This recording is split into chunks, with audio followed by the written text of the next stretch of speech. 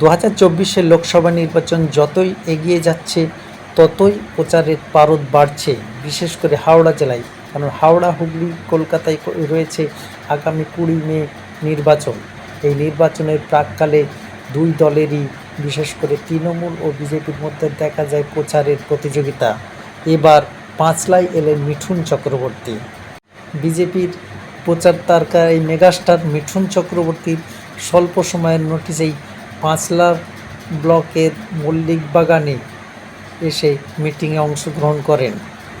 মিঠুন চক্রবর্তীর এই প্রচার সভা নিয়েছিল উত্তেজনা তুঙ্গে। মুহুর্মুহু প্রতীক্ষা।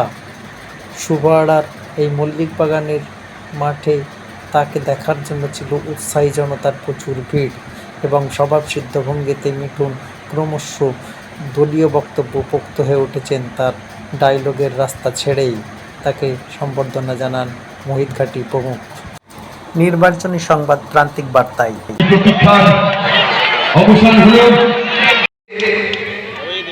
নাগরিকত্ব কেড়ে নেবার আইন নয়, এটা নাগরিকত্ব দেওয়ার আইন। যারা এখনো নাগরিক হননি তাদের নাগরিক করে দেবার আইন। আর যখন নাগরিক হয়ে যাবেন তখন সরকার থেকে যত কিছু পাবার সব পাবেন। কিন্তু আপনারা কি বলছে করবেন না, যদি না করেন কি হবে? কার্ড ছাড়া কিছু পাবেন? কিচ্ছু পাবেন না। আপনার এগুলো যাবে, ওগুলো যাবে। জালি আধার কার্ড বানিয়েছেন, যাকে পেরেছেন পয়সা দিয়েছেন, তারা জালি আধার কার্ড। সেই জন্যই এত প্রবলেম হচ্ছে, সেই জন্যই এত চেঁচামেচি। হতে দেবো না, হতে দেবো না, কেন হতে দেবে? আর এই কারণটা শুধু মুসলমান ভাইদের জন্য নয়, এটা আমার জন্য, আপনার জন্য, খ্রিস্টানদের জন্য, ভাইদের জন্য, শিখ ভাইদের জন্য, সবার জন্য এই আইন। চলুন আমি একটা চ্যালেঞ্জ করছি, যে আছে বলুন তাকে, যদি কারোর কাছে সত্যিকারের আধার কার্ড থাকে, সে হল এই দেশের নাগরিক। তাকে যদি 100 দিনের টাকা দিচ্ছে না আমার, তাহলে এলে কি যে টাকাটা দিচ্ছে না সেটা কি বিজেপির টাকা? বিজেপি কি আপনার পয়সা ধরে রেখেছে? না, পয়সাটা ধরে রেখেছে ক্যাগ।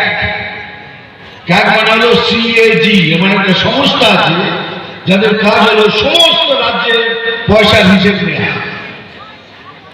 সেটা রাজস্থান হোক, মধ্যপ্রদেশ হোক, বাংলা হোক, মহারাষ্ট্র, সমস্ত রাজ্যের পয়সা ওরা হিসেব নেয়। আর যখন হিসেব মিলে যায় তখন তারা বলে এই রাজ্যকে এত টাকা দাও, এই রাজ্যকে এত টাকা দাও। খালি পশ্চিমবঙ্গকে বারণ করেছে, কারণ এদের হিসেব মিলছে না। আর কত টাকার হিসেব জানেন? 100 নয়, 1000 নয়, 1 লাখ নয়, 1 কোটি নয়, 100 কোটি নয়, 1000 কোটি নয়, 2,30,000 কোটি টাকার হিসেব দিচ্ছে না। 2,30,000 কোটি, তারপরে হিসেব নেই। আর কি করে দেবে? প্রধানমন্ত্রী বাথরুম করার জন্য 12,500 টাকা দিয়েছে, সেটা পর্যন্ত ছেড়ে দিয়েছে। কি দেবে? আমফানের তেল পর্যন্ত ঘরে ঢুকিয়ে দিয়েছে। এরা দিতে আসেনি, এরা দিতে এসছে। এবার সময় এসছে, পরিবর্তন করুন। আগের দিনে পশ্চিমবঙ্গ খুবই খারাপ হবে, তখন আমাদের কিচ্ছু থাকবে না। এইসব চোরেরা, লুটেরারা লুট করবে, চুরি করবে, আমাদের মুখ বুঝে সব শুনতে হবে। তাই জন্য বলছি, বিজেপি যোগ করুন, বিজেপিকে ভোট দিন, রতিনদাকে ভোট দিন। আমি কথা দিচ্ছি, আমরা সবাই মিলে একটা নতুন বাংলা উপহার দেব। এটাই হলো মোদী গ্যারান্টি।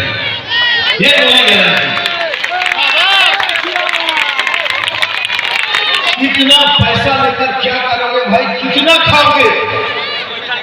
अरे कितना खाओगे तुम लोग? जब तक मारेगा नहीं तब तक 2,30,000 कोटी টাকা রিজার্ভ দিবেন কিন্তু দেবে না। আরে এদের অ্যাকচুয়ালি ভোট ব্যাংক ও মুসলমান ভাই বোনরা বলে ওরা দুধ দেয়, তোদের লাঠি খাবো। যে দুধ দেওয়া বন্ধ করবে, লাঠি করে দেবো।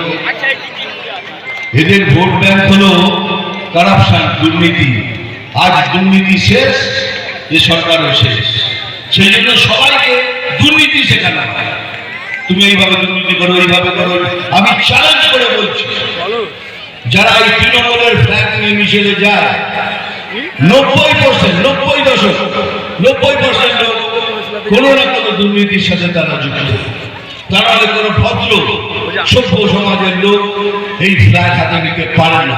যাদের আত্মা আছে তারা এই ফ্ল্যাগ ধরে রাস্তায় নামতে পারে।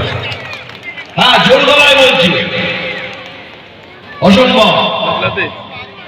যাই হোক, আপনাদের কিছু প্রশ্ন করবো, এটা জানা দরকার।